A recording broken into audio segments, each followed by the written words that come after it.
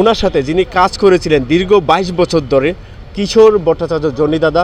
তো উনি আমাদের এই অর্থমন্ত্রীর সাথে সব সময় পাশাপাশি ছিলেন, ওনার সঙ্গে সব সময় ছিলেন। তো আমরা ওনার কাছ থেকে জানতে চাইব যে আপনি দীর্ঘদিন যাবৎ ওনার সাথে ছিলেন। তো আমরা জানি যে উনি সব সময় সত্য কথা বলতেন, ন্যায়ের কথা বলতেন এবং হনেস্টলি কথা বলতেন।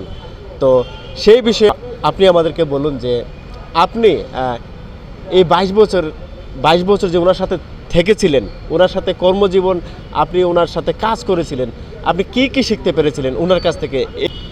ধন্যবাদ আপনাদের। সত্য কথা বলতে যেটা আপনি বুঝিয়েছেন, একটা বলি আপনাকে। 2008-এর ইলেকশনের আগে আমাদের মরহুম সুফিয়ান ভাই জেলা আওয়ামী লীগের প্রেসিডেন্ট ছিলেন। উনি ওই আম গাছের নিচে আমাদের অর্থমন্ত্রী স্যারকে বলছিলেন যে আপনি নির্বাচনের বক্তৃতা দিচ্ছেন, আপনি একটা কথা বলতেছেন যে 3 বছর লাগবে আমাদের বিদ্যুতের উন্নয়ন করতে। ওইটা ওইভাবে বলবেন না, আপনি বলবেন লিডার, আপনি বলবেন যে আমরা ক্ষমতায় যাওয়ার সাথে সাথে বিদ্যুতের উন্নয়ন হয়ে যাবে। তখন উনি বললেন যে সুফিয়ান সাহেব, ওইটা আমাকে দিয়ে হবে না, আমি ক্যালকুলেশন করে দেখেছি যে 3 বছর লাগবে বিদ্যুতের উন্নয়ন হতে, আমি 3 বছরই বলে যাব। তাতে বুট পাই আর না পাই, আমি মিথ্যা কথা আমি বলতে পারবো না, সত্য কথাই আমি বলে যাব। এবং আপনাদের বললাম যে আমরা এইবার 2018 ইলেকশনে আমরা ক্ষমতায় আসব এবং বাংলাদেশে বিদ্যুতের উন্নয়ন করব, বিদ্যুতের যে অবস্থা, দুরবস্থা, তার থেকে আমি পরিত্রাণ করে যাবই যাব। স্যার সেটা করে গেছে। এইটাই স্যারের সাথে চলতে চলতে আমি যেটা করেছি, সবাই আপনারা বুঝেন যে করেন যে এত অর্থমন্ত্রীর সাথে সেই রকম সম্পর্ক, তুমি কি করেছো, এই করেছো।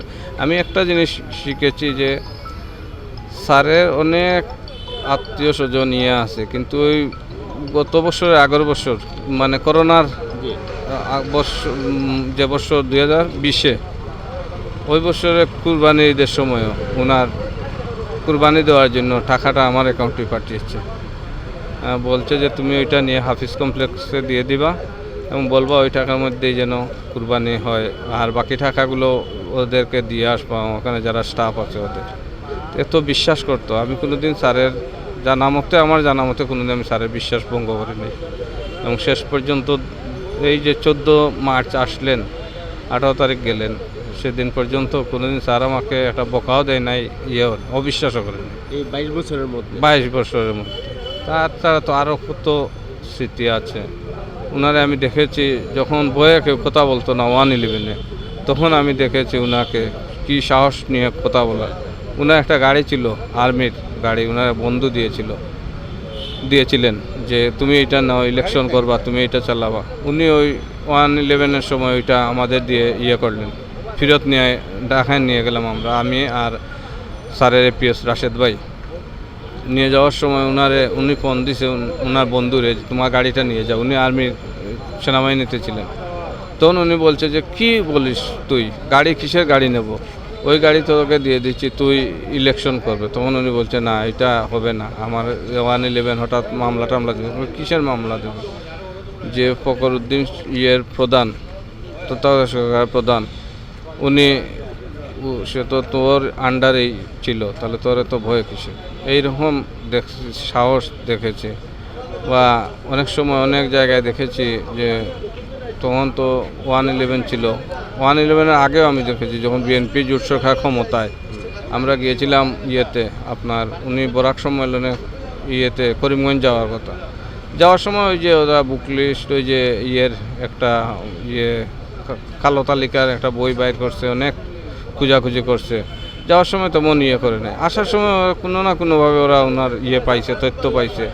তখন দেখলাম যে ওনার স্যালুট দিল, যে ওই চেয়ারে আর বসে নাই। যেদিন যাওয়ার সময় যে চেয়ারে বসছে এবং কিছু মতো ব্যবহার করছে, কিন্তু আসার দিন দেখলাম ওই চেয়ারে বসে নাই এবং বললো স্যার আপনার ফর্ম ফিল আপ করতে হবে না, আপনি শুধু একটা সিগনেচার দিয়ে দেন, বাদ বাকি আমরা করছি। তখন আমরা দুপুরে খাওয়া দাওয়ার কথা, চা খাওয়ার কথা অনেক আপনার। আমি দেখেছি স্যারকে এইরকম সাহস নিয়ে করার জন্য কখনো কোনো কথা। এবং আমাদের বলছেন যখন করিমগঞ্জ যাবেন উনি, আমার কোনো পরিচয় দিও না তোমরা, আমরা এমনি নর্মালি যাব। এরকম অনেক অনেক ঘটনা আছে, অনেক স্মৃতি আছে স্যারের সাথে, এগুলো বলেও শেষ করা যাবে না আর না। এইটাই। তো আমরা কিছু স্মৃতি শুনছিলাম কিশোর ভট্টাচার্য জনিদাদার কাছ থেকে, যিনি দীর্ঘ 22 বছর এই আমাদের প্রিয় সাবেক অর্থমন্ত্রী আবুল মাল আব্দুল মুহিতের সাথে ছিলেন।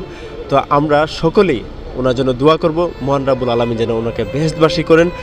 এটি হচ্ছে আমাদের সর্বশেষ প্রত্যাশা। এর চেয়ে আমরা বেশি কিছু চাইতে পারবো না। কিন্তু এটি আমাদেরকে চাইতে হবে, কারণ দেশের জন্য, এই বাংলাদেশের জন্য, এবং বিশেষ করে এই সিলেটের জন্য, সিলেটের মানুষের জন্য, এবং বাংলাদেশের অর্থনীতির জন্য, বাংলাদেশের রাজনীতির জন্য যিনি সারাটা জীবন কাজ করে গেছেন। তো ওনার জন্য আমরা আমাদের দোয়ায় ওনার নামটি রাখবো, মহান রাব্বুল আলামিন যেন ওনাকে বেহেশতবাসী করেন। তো আমরা সেই প্রত্যাশা রেখে টাচ অফ সিলেট থেকে এই মুহূর্তে বিদায় নিচ্ছি। সবাই ভালো থাকবেন, সুস্থ থাকবেন, এবং আপনাকে অনেক অনেক ধন্যবাদ আমাদেরকে সাক্ষাৎকার দেওয়ার জন্য। ধন্যবাদ, আপনাদেরকে ধন্যবাদ।